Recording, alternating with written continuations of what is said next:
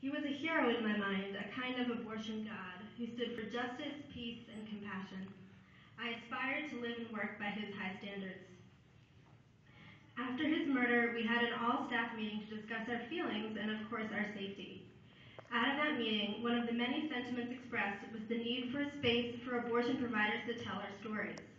In creating such a space, perhaps we could humanize abortion providers and clinic staff. Maybe, we thought, if they hear and read our stories, they won't kill us. So I started IamDrTiller.com. I asked abortion providers, including doctors, clinic escorts, counselors, abortion fund volunteers, and others, to submit a personal story about their experience in abortion care. I asked them to submit a photo of themselves with a sign saying, "I am Dr. Tiller," either obscuring their face or not, as a way of showing our connectedness and solidarity. Many of these people are in this room right now.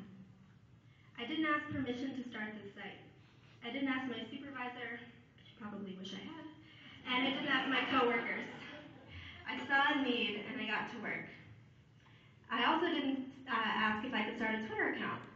I just did it. I started by tweeting every time there was a new submission to the website, but eventually that grew into more.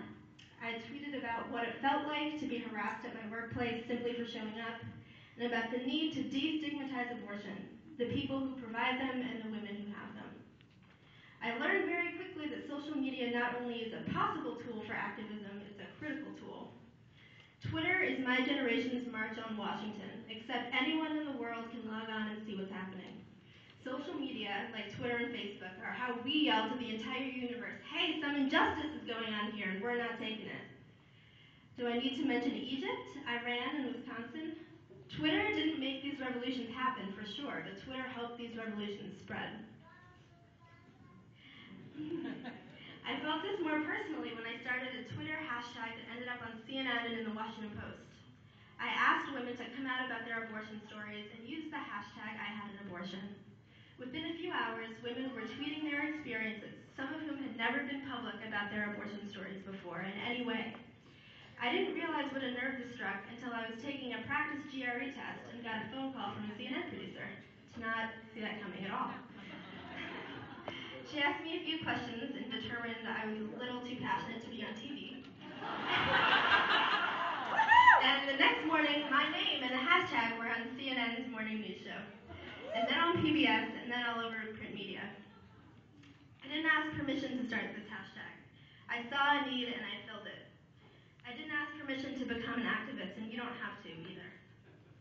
Everyone in this room has the potential to start a hashtag, a website, a blog, a Twitter account. Don't listen when people tell you that our generation is apathetic. We are working around the clock.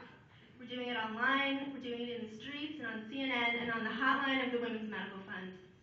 Embrace online activism in whatever form you want as a tool that allows you to be a four-dimensional leader. And if you're okay being a follower, you can follow me on Twitter. Woo!